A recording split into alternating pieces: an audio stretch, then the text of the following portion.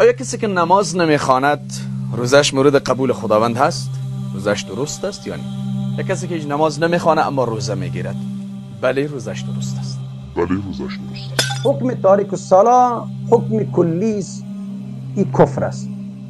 کسی که نماز را ترک میکنه او مخرج از اسلام هست، یعنی عن المله، یعنی از ملت اسلام، از ملت مسلمه او خارج است. کسی که نماز را ترک میکنه اقوال سلف و اصحاب کرام، تابعین و ائمه اربعه، تمام علما بین میست. کسی که نماز را ترک میکنه او بلا شک کافر است، اخرج من المله است، او از ملت بدور است، از اسلام بدور است و کافر است. ببینیم که در این باب الله عزوجل برای ما چه مهربانی میکنن و رسول الله برای ما چه مهربانی میکنن صلی الله علیه وسلم و علمای سلف برای ما چه مهربانی میکنن. الله منان در اینجا مهربانی میکنن. اعوذ بالله من الشیطان الرجیم. فإن تابوا وأقاموا الصلاة وآتوا الزكاة فإخوانكم في الدين. اگر اونها از کفر، از شرک توبه کردن، خوب توجه باشین، وقتی که اونها از کفر و شرک توبه کردن، فإن تابوا وأقاموا الصلاة یعنی نماز را برپا داشتن، و آتوا الزکات یعنی زکات را ادا کردن، فاخوانکم فی الدین در این صورت برادرای دینی شما هستند. این مفهوم آیه این است که اگر از شرک توبه نکردن، از کفر توبه نکردن و نماز را اقامه نکردن، زکات را نپرداختن، او برادرای دینی شما شدن نمیتونه. ولو که از نسب شما بوده باشه، ولو که پدرتان، مادرتان، خویشاوندتان، اقاربتان، ولو که هر کسی بوده باشه، در اون صورت برادرای دینی شده نمیتونه. اگر برادرت نماز نمیخوانه، در نماز سرانگاری میکنه و نماز را خار میشماره، به نص قرآن چی میگن؟ او برادری دینی تو شده نمیتونه، او برادری تو نیست.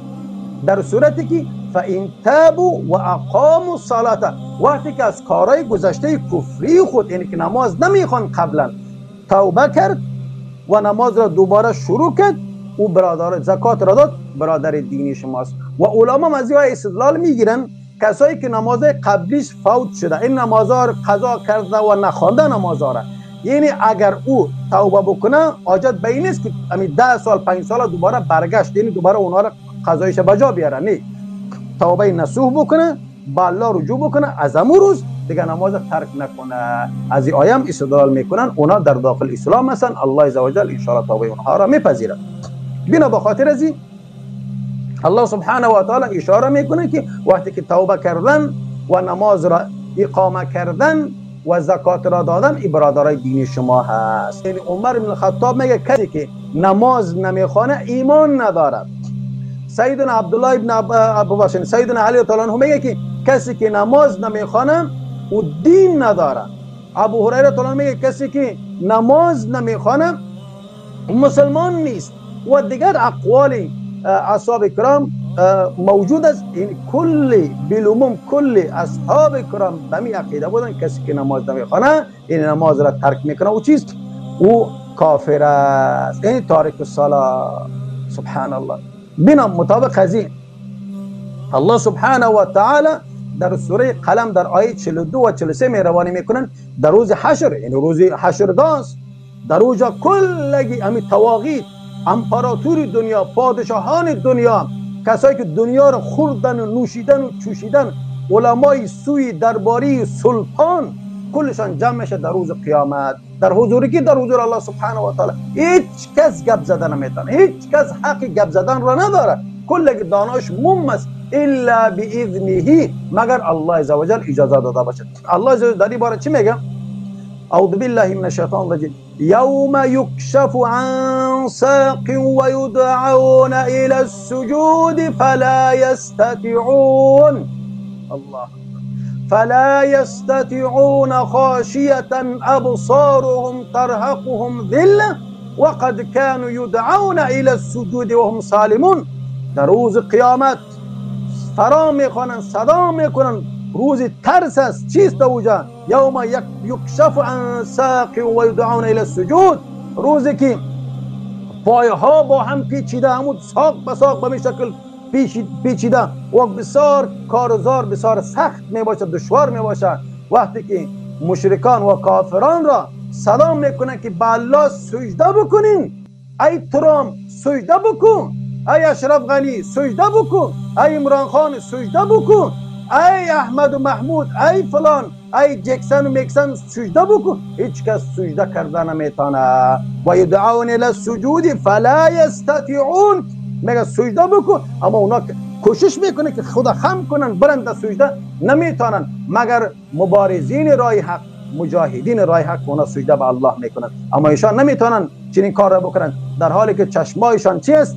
از خوف، از شرمندگی، از شرمساری همون زیر افتاده میره. این رقم فلا یستطیعون خاشیه ابصارهم ترهقهم ذله، چشمانشان همون تو ببینی که شرمسار، شرمنده، این چشمشان پایین است، این لباشان پرپر منتظر حلاکت فلاکت هستند. وقد كانوا يدعون الى السجود وهم سالمون. اگر اینها در این دنیا، یعنی اونا اگر اینا دعوت داده شد که شما سجده بکنین، اگر سجده میکردن، اگر اونها با الله رجوع میکردن، اونا سالم و تندرست میموندن در این وقت. این آیه مبارکه این امری است برای کیست؟ برای کفار و منافقین که در این دنیا چی؟ نماز نمیخواندن. بعضی رایتونه که باز علمای سوی درباری بعضی آیه را میبره با مخواستای دلش باز تشریح میکنه، نمیگه برای کافراست. او بدبخت همینقدر تو نمیفهمی که از سیاق آیه معلوم میشه که در اینجا الله سبحانه و تعالی صراحتا بیان میکنه که و یدعون الی السجود. خود در نماز سجده هست یا نیست؟ هست.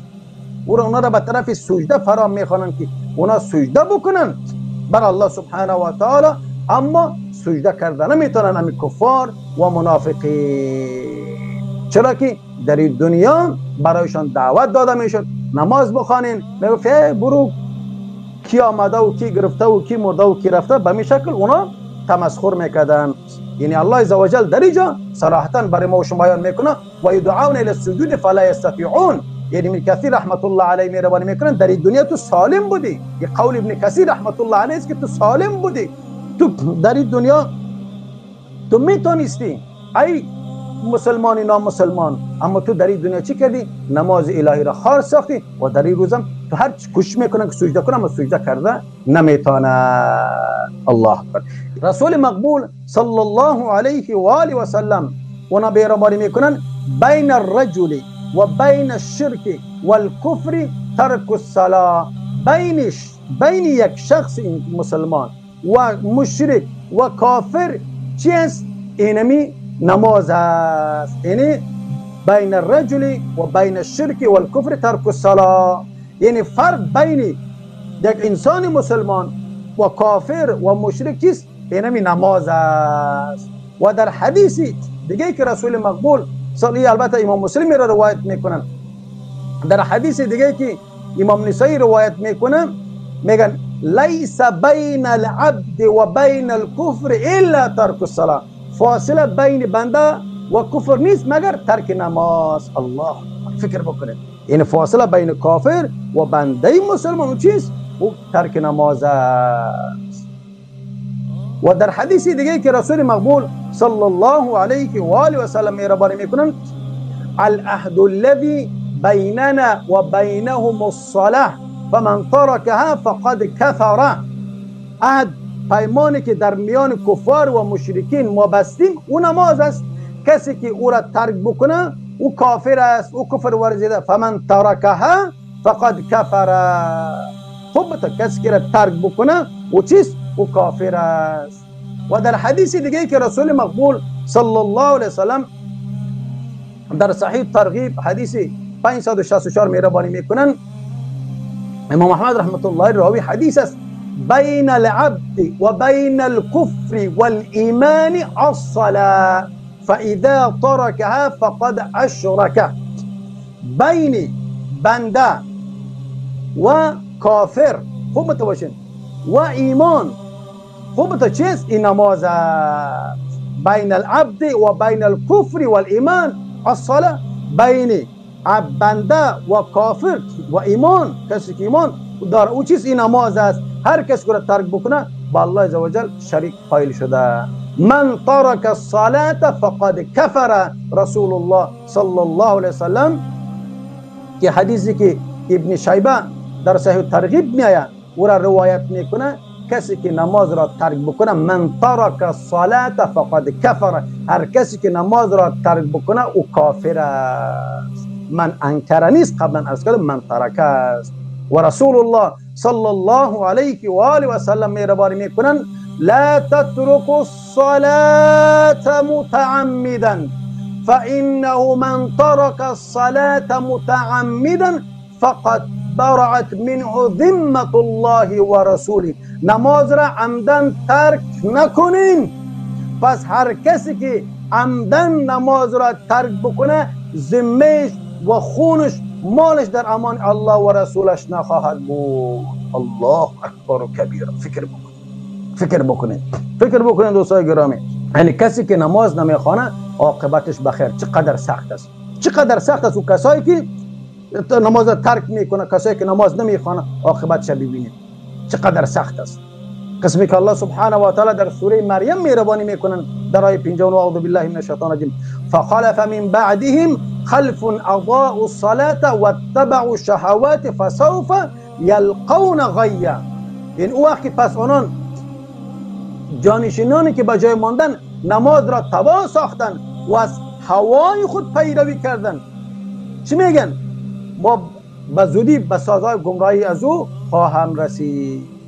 الا من تاب و آمن و عمل صالحا فاولئک يدخلون الجنه ولا یظلمون شیئا. مگر اونا نماز را خواندن، نماز را ادا کردن، یعنی توبه کردن، به الله رجوع کردن و ایمان آوردن، اعمال صالح انجام دادن، اونا را به طرف بهشت ما روانه میکنیم. یعنی در این آیه مبارکه آیه فوق دال برای است که در صورتی که نماز تباه ساختن، این پیروی از شهوات کردن، دیگر مومن شده نمیتونن، دیگر اونها مسلمان شده نمیتونن.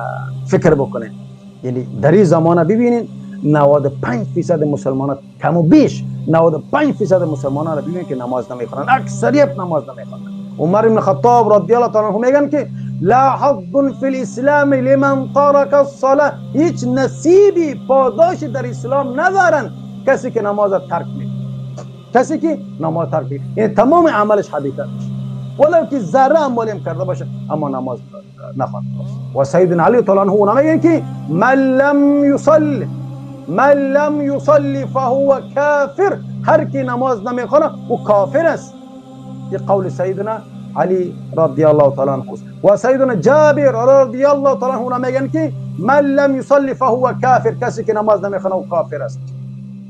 و ابن زید امیر از جمله از تابعین جل قدر است. ترک الصلاه کفر. کسی که نماز ترک کنه کافر است. لا یختلف، هیچ اختلاف در بین امت و در بین ائمه و در بین علما در بین سلف وجود نداره. کسی که نماز را ترک میکنه. فکر بکنید. این نماز برای فقیر، برای گدا، برای شاه، برای امپراتور، برای پولدار، برای بی پیسه، برای مفلس، برای زن، برای کل، برای مرد بلومون فرض است. الا خانمایی که در حالت قاعدگیشان است، در حالت حیض و نفاس و استثناء. این در دیگه وقت چیز نماز فرض است. هیچ راه گریز از این تو نداری ای بنده مسلمان.